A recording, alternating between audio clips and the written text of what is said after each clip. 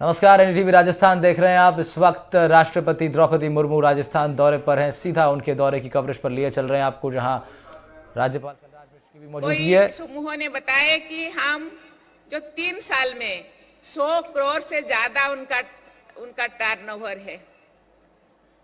कोई समूह ने बताया कि पर हेड 50,000 तक वो इनकम करते हैं।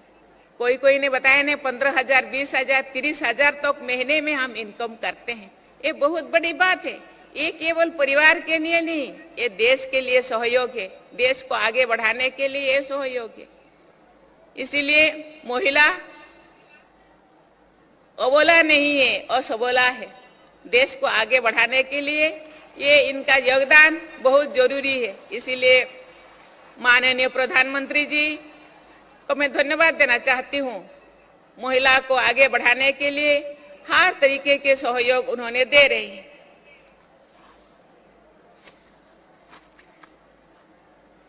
चाहे वैदिक काल में गर्गी हो, मैत्री हो, या मध्यकालीन भारत में शक्ति काव्यधारा के प्रवाहित करने वाली महान महिला विभूतियों हो, अथवा आधुनिक युग में सावित्रीबाई फुले और रानी गाइडुनल्लू हो, भारत की संस्कृति और समाज में महिला बराबर की भागीदारी रही है।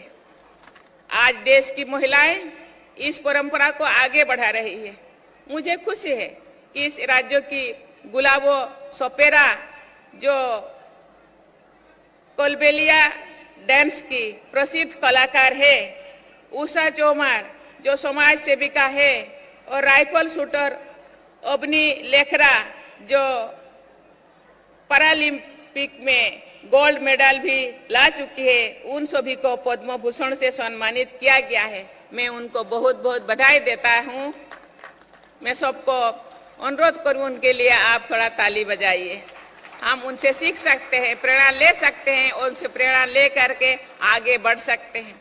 मैं आज इला भट्ट जी का भी जिक्र करना चाहूँगी, जिन्होंने सेल्फ एम्प्लॉयड वुमेन एसोसिएशन, जिसको सेवा कहा जाता है, की स्थापना की। आज सेवा के 20 लाख से अधिक सदस्य हैं। इलाजी ने महिलाओं को न केवल आर्थिक रूप से आत्मनिर्भर बनाया है, बल्कि सामाजिक दृष्टिकोण को बदलने और भेदभाव को मिटाने में भी महत्वपूर्ण योगदान दिया है। मुझे बताया गया है कि गैर सरकारी संस्थान सृजन की मदद से राजस्थान के पाली जिले में कास्टार्ड एप्पल के खरीद, प्रसंस्करण और विपणन के लिए घूमर महिला प्रोड्यूसर नामक समूह कार्यरत है। कोई गांव में इस समूह के कलेक्शन सेंटर्स भी है। ये प्रसन्नता की बात है कि अनेक महिलाओं को घूमर में रोजगार प्राप्त हो रहा है। इस उदाहरण से ये स्पष्ट होता है कि वैल्यू एडिशन हमेशा जटिल नहीं होता है, तथा सरल तकनीक के प्रयोग से भी पर्याप्त लाभ संभव हो सकता है। देवियों और स्वजनों, महिलाओं को अधिक आर्थिक स्वावलंबी, व्यक्तिगत स्वतंत्रता और राजनीतिक शक्ति प्राप्त हो, इस दिशा में भारत सरकार ये संभव प्रयास कर रहे हैं। सरकार ने वर्कफोर्स में महिलाओं की भागीदारी और उनके रोजगार की गुणवत्ता में सुधार के लिए कई कदम उठाए रहे हैं। श्रम कानून में कई सुरक्षात्मक और सहायक प्रावधान शामिल किए गए हैं। सरकार ने ऐसी कई योजनाएं शुरू की है जो महिलाओं के जीवन स्तर को ऊपर उठाने में सहायक साबित हुई है। वर्किंग वुमेन हॉस्टल स्कीम कामकाजी महिलाओं को सुरक्षित और सुविधाजनक आवास प्रदान करने के उद्देश्य से कार्यान्वित की गई है। वर्ष 2015 में बेटी बचाओ बेटी पढ़ाओ अभियान शुरू हुआ है, जिसका उद्देश्य चाइल्ड सेक्स रेशियो में गिरावट से संबंधित मुद्दों का समाधान करना है। हमें सुनिश्चित करना है कि देश का प्रत्येक नागरिक आर्थिक और सामाजिक रूप से सशक्त हो। इसके लिए आवश्यक है कि जेंडर गैप की खाई को जल्द से जल्द भरा जाए।